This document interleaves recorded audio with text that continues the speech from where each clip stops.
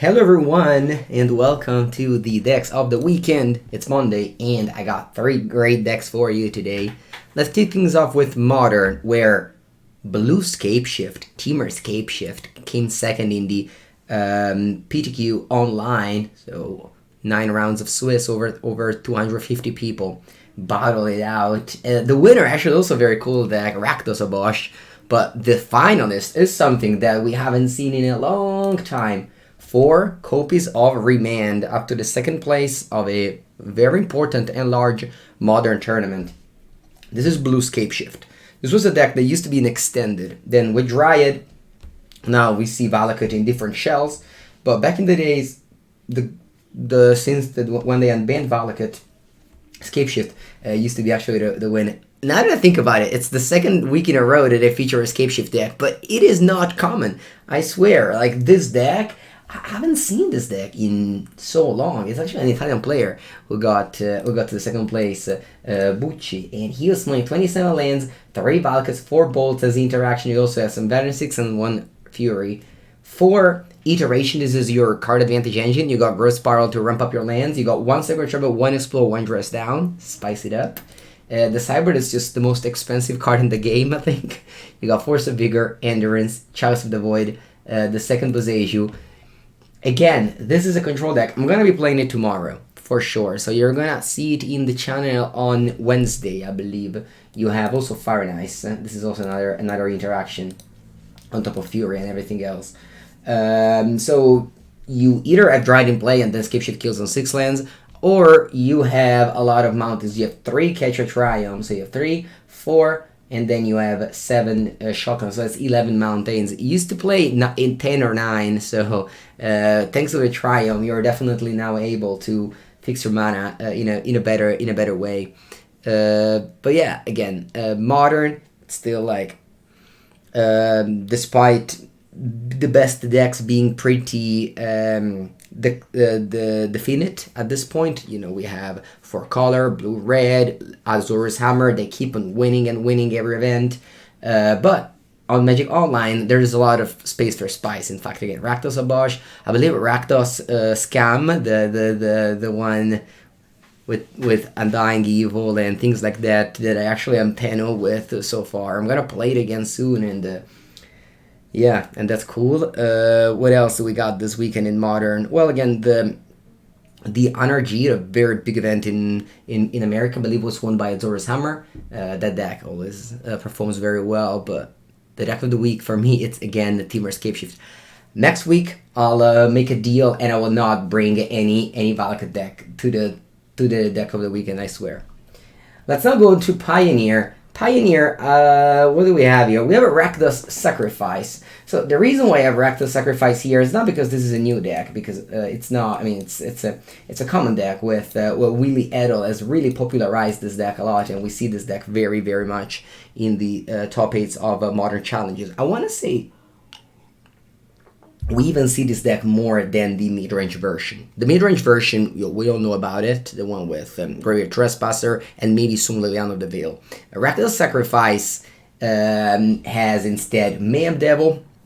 You are playing with Deadly Dispute, and then you're playing with the Oven Cat combo, Zik Zik Zik. You're also playing Unlucky Witness. This is a way to just get card advantage since you exiled the top 2 cards. You may play one of these, so you can sacrifice this due to Village Rites, Deadly Dispute.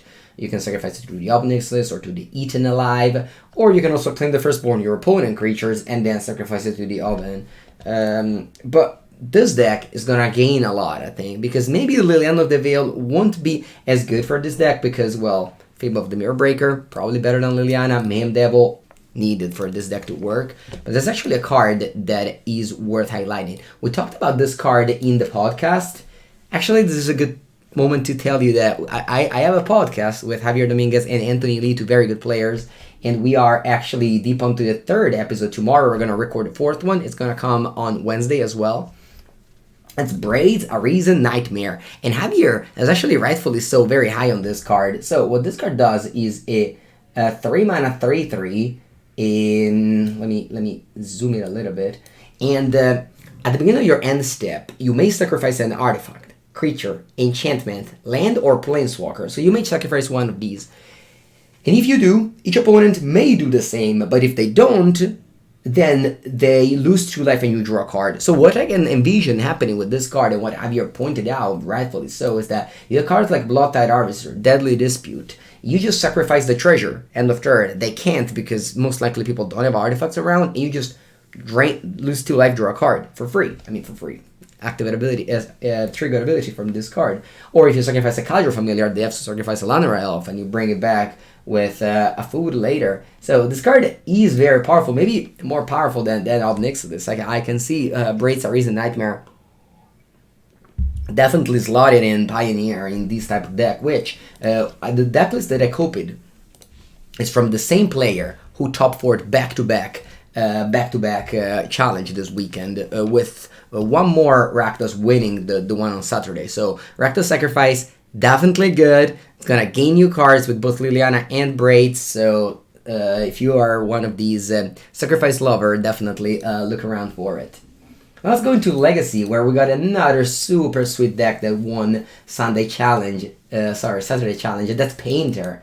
So for those of you who don't know, Painter is a pretty old deck at this point. I mean, I remember playing it in Vintage many years ago. The combination is a 2-card combo. It's between Painter Servant that choose a color every cards in the game. So like hand, battlefield, and library become of a color, and Grindstone that mills the opponent. So this is a 2-card combo. It's currently a banding commander, not legal in pauper, so it's a very powerful combo. Never really see too much play in Legacy, but lately with Fable of the Mirror Breaker and Fury, this deck is seeing a lot of love. And this mono red version by Callum Smith, which is the person that does the podcast Everyday Eternal, which is a podcast I like to listen.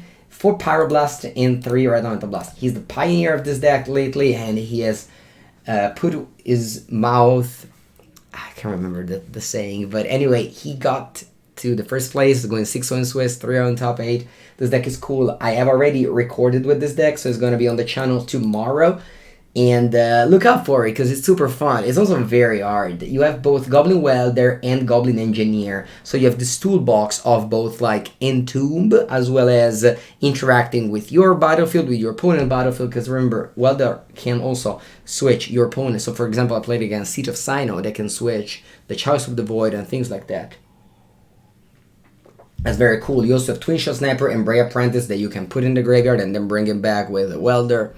This is just a removal spell, it's not that big of a deal. Sideboard is quite straightforward, just some anti-combo things, Fiery Confluence, Magus of the Moon.